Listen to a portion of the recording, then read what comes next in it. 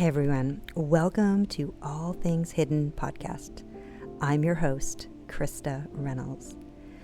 And I'm wildly curious about so many things. I think it's my Gemini curse, and it has occurred to me of late that we are in this incredible time right now. I would refer to it as the Great Awakening. And it is this life, our life, is truly a mystery unfolding. It's kind of like a living, breathing, vibrating multitude of mysteries waiting to be uncovered. And I am so excited to bring some of these mysteries to my audience here at All Things Hidden. This weekly podcast will be both my personal research and exploration of interesting and thought-provoking topics and content, as well as interviewing known and unknown guests who will come and share their unique findings to the many extraordinary life mysteries. My intention with this podcast is to have many ahas. Wow, I didn't know that. As many as we can handle. Each week we will tap into different hidden gems to include health mysteries, spiritual mysteries, UFO and alien mysteries, everyday household mysteries like how to save your house from a fire, travel mysteries like cool hidden locations you may not be aware of, economic mysteries, tapping into the quantum financial system, historical mysteries, where was history written correctly, where was it fudged, and meditational mysteries, spiritual mysteries. The skies are the limit when it comes to the Great Awakening and we are experiencing here now on planet Earth. Due to my background in providing light meditation online daily for the last 5 years, I'll also be ending each podcast with a 3 to 5 minute energy clearing meditation to rejuvenate and enlighten our spirit bodies and our light codes. Hope you'll stay on and enjoy this weekly light energy boost. Please contact us directly at madmanastudios@gmail.com if you have any unique topics you'd like to speak on, a fun hidden mystery that you're uncovering, a rabbit hole you've gone down. I want to chat with you. Thanks, everybody. So let's dive in for today. Today I was sort of figuring out, what am I going to do with this podcast? Where am I going to head? And what came to me is, do we live in a matrix?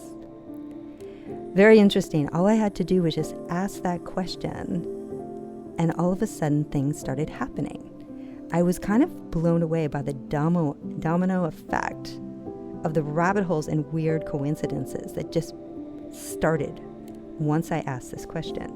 I was beginning to feel the interconnectedness of the Matrix itself. I'm sure most of you have seen the film The Matrix starring Keanu Reeves. He takes on the persona of Neo, living in a parallel universe. He's a computer programmer and a cyber criminal.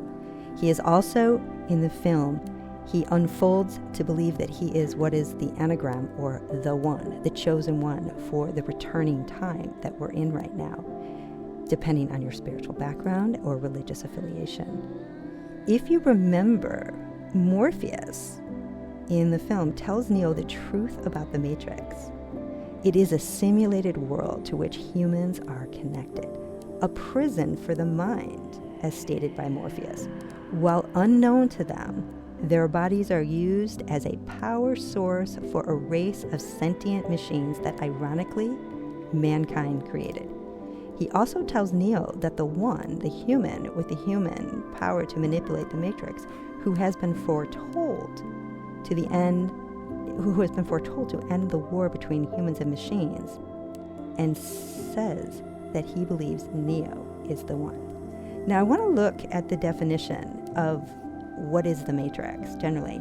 And what I found was everyone has an individual responsibility to make the choice between the real world or an artificial world. I want to say that again because I think it's a big deal. Everyone has an individual responsibility to make the choice between the real world and an artificial world. Seems a little eerie if you kind of think about it, because here we are in this time where AI, artificial intelligence, and its advances are butting up against old-fashioned values and preferences. You might put this as human beings versus AI. Well, So as I'm approaching this topic and wanting to look deeper into it, I'm doing my research. Out of nowhere, I get a call from my girlfriend. And she basically is asking me to go to a film with her. She tells me about a film that she saw recently and she wants to see it again. And I'm asking, why would you want to see a film so soon? And she goes, because it's amazing. And looking at my schedule, unfortunately, I was not able to join her, but I decided to go on my own. And it's called The Count of Monte Cristo, and it's the latest adaptation of this film. Now, if you know about this story, it's an old story. I had never seen this film, so I'm embarrassed to say that, but I didn't know the film. I had never read the story, didn't know anything about it. This is from a book by a gentleman named Alexandre Dumas. He authored this in 1844. Now, this was a revenge fantasy that he wrote on behalf of his father, who was at the time a black general. His mother was black, his father was white, who fought in the French Revolution and was ultimately betrayed by Napoleon. The novel tells the story of this character named Edmond Dantes, a promising young man whose friends were jealous of his charisma and professional abilities, so they secretly betrayed him and had him locked up in prison. Dante eventually escapes, becomes impossibly rich after digging up a buried treasure trove, and while in disguise as the Count of Monte Cristo, he wreaks vengeance, if you will, on these friends of his that imprisoned him. So what's so interesting about this is, one, I go and see this film. It was just really hit a chord in me because I see the storyline here, this idea of vengeance. I love the film. I come home that night. I'm beginning to do a little bit more work, and I get a phone call from a friend of mine in Cincinnati, Ohio. He and I start talking. We don't talk very much, so we're kind of catching up. He's asking me what I'm up to, and I'm like, well, I'm about to put this podcast together, and it's going to be around breaking down the Matrix. And he, all of a sudden, out of the blue, brings up the Wachowski brothers, Andy and Larry, which happen to be the two brothers that literally wrote the screenplay, produced, and directed The Matrix, and the sequels, mind you. As we were speaking, I decided to bring them up on Wikipedia and do a little fact-checking on these guys. So, interestingly, things started moving together. They actually grew up close to me in the Chicagoland area. In fact, Larry, who was the main writer of The Matrix, and I have the same birthday, year and everything. I'm an astrologer, so this is very interesting to me, given the storyline. The only hint I'll give you is the solstice. Okay, let's share a bit about these brothers. So as I said, they grew up in Chicago. They both dropped out of college. They both became carpenters, and they also loved writing comic books. They began their film career writing for Marvel Comics before they actually wrote The Matrix. So you can see these two brothers had a love for writing and comics and what have you. Now, what gets really interesting is the reason they created The Matrix is, I think, based on this quote by Andrew. He said, "We think movies are fairly boring and predictable. We want to screw with audiences and their expectations." So that's kind of where The Matrix came out, of these two individuals from comic books to film. Unbeknownst to me, as I was looking through Wikipedia again, they also wrote the interesting screenplay V for Vendetta. Okay, again, I did not connect these dots until this moment. It's quite ironic even today. Now, I have not seen that film in 15 years. And I never saw this connection to The Matrix or the fact that these two brothers wrote this. So with that, I decided I'm going to rent this film. I'm going to watch it. I don't know why it's coming across. It's connected to The Matrix. It's the same writers. So sure enough, I download it. I start watching it. And within 15 minutes in, the main protagonist, V, speaks of his hero, the Count of Monte Cristo, Edmond de Monte. I had to laugh. I was like, oh my gosh, this is coming full circle. I just saw that film yesterday, and here this film is in relation to that film, and it's in relation to The Matrix. So I'm kind of mind blown, to be honest. I'm like, wow, this is what happens when you go in and start connecting all the dots within the matrix, if you will, within the consciousness that we're all living in. Now, I want to break down V for Vendetta a little bit because he's an interesting character. He was a victim, imprisoned for his freedom views, and almost burned to death. He was an anarchist, a villain, if you will, on the Vendetta run, and ultimately a victor. He could see clearly the corruption in the British government, the intelligence, and the police, and how they were working against the people. In the film, he rescues a young woman, Evie, played by Natalie Portman, who has a similar background, having lost her parents to political unrest. V becomes her greatest teacher as she comes to know her greatest strengths.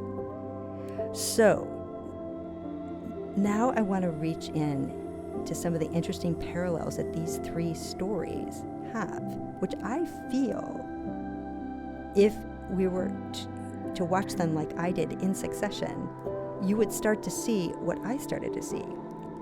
For instance, each protagonist, Edmund, Neo, so Edmund's from the Count of Monte Cristo, Neo from The Matrix, V from Vendetta, V for Vendetta, Evie from V for Vendetta, were all more or less innocent individuals, betrayed by people they knew, tortured by the authorities, and each figured out how to redeem themselves. They each had to look straight into their powerlessness, their fears. They looked directly at their fear of dying. They saw their inner demons who felt betrayed and wanted revenge, only to realize that they are all eternal in spirit. They came to realize, each one of them, that they were infinite, eternal, and that it was only this body that they were discarding in the midst of what was happening to them, in the quest for their freedom, not their soul. No one could steal that unless they let them. Each finding that faith connection to the one allowed them to become fearless, going beyond their fear, unafraid to die. Edmond Dantes, the Count of Monte Cristo, found his freedom through his escape from prison for his great love of Mercedes, the woman he left at the altar. But also in the darkness of his revenge, he saw how it destroyed him as well. V, through victimhood to the villain, to the victor, for his love of humanity. Evie, through the love she experienced through strangers, her loyalty to this love. In the film, she received a letter while she was in prison by an inmate. This inmate shared with her her very sad story and told Evie, though I will never meet or know you, I will love you. This in that moment shifted her. Even though she'd never meet this woman, her love was immense, and it made her realize that she can love all of humanity. This very powerful moment was her awakening. And then there is Neo, the love for Trinity, when he is dying and her kiss enlivens him, now seeing he is the one. So what is the one? I think it might be this law of love, the most powerful energy that's on this planet. Can we escape this matrix that separates us from this high frequency of love? It's a great question. Before I leave you and we go into our meditation, I want to give you a couple of thoughts. I think I gave you the highest escape, the one and only, which is being the love that we are. But there are other ways as well. And some of these are simple things that we can do in our everyday life. Stop giving away your power to external authorities, priests, toxic family members, bad teachers, bosses. Detach from consumerism. Look at your shopping. Are you buying unnecessary stuff because you're in fear of not having enough or hoarding? Beware of the media. Is what you're watching biased in any way? Choose your food carefully. Look at your ingredients. Are they organic? Do they support what makes you feel good when you're eating? Read eye-opening books and listen to fun podcasts about all things hidden. Develop a mindful practice, ways to get present, conscious with yourself. Please join me by sitting and grounding. So if you will, just allow yourself to be wherever you are sitting, and allow yourself to ground, to really settle into your chair, make your body heavy. And once you feel that heaviness, your shoulders dropping, your sit bones grounding, with your mouth closed, let's slowly draw that breath in. So feel the breath coming in slowly, feel the belly, feel the chest. Roll your shoulders back a little bit. And then, if you will, exhale. Just either blow it out softly or let it out the back of the throat through the nose, and feel your body releasing. Releasing any tension, any holding patterns. Feel yourself grounding towards the seat you're in. Breathe in again. Breathe out or breathe through, and just feel your body releasing, letting go, softening and quieting. One more nice deep breath in, breathe in. Feel your belly, feel your chest, and come on up to the area of the space between your brain and your skull. And if you will, just soften your brain away from your skull and release any pressure around your forehead, around your eyes, around your jaw. And start to feel your neutral body, neutral mind in this moment.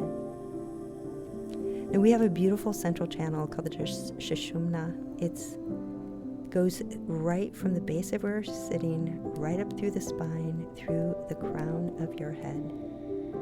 And in this, there is your life force. So I want you to imagine with your mind's eye that there is a beautiful beam of white light traveling from the heavens down through your crown, down through your third eye, through your throat, through your chest area, into your solar plexus, into your belly, and it's coming down to the base of where you're sitting. And I want you to breathe this light into the central channel. Take a nice inhale, exhale, and feel its power, feel its strength.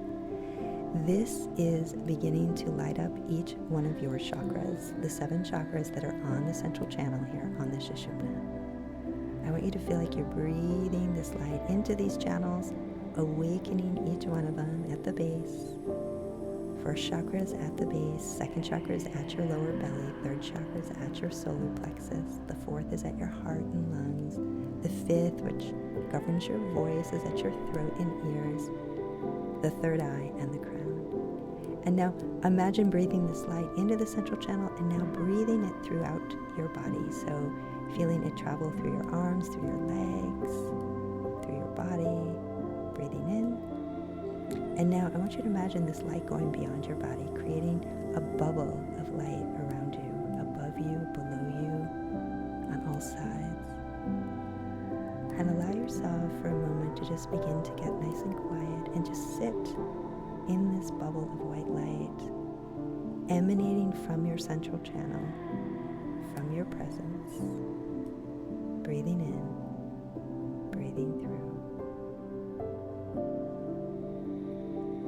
Allow this light, this love that is coming through you, through the central channel, to protect you today, to hold you in a place where you can be your authentic self, unafraid to go out in the world and share who you are, wherever you are. Thank you for joining us, All Things Hidden podcast.